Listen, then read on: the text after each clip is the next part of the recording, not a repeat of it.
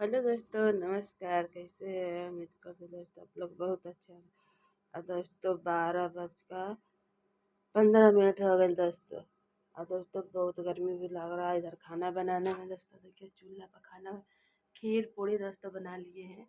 दोस्तों यही चलता है, भर का पूरी, इसमें का दाल मखा पूरी भर का चलता है दोस्तों। और दोस्तों इतनी गर्मी है दोस्तों, देखिए ये पंखा का हवा लग रहा है दोस्तों। बहुत मेरा पंखा बहुत हेल्प किया है दोस्तों। इसी का सहारा के मेरे चेहरा पर हवा भी लग रहा है, बहुत घबराहट भी हो रहा है।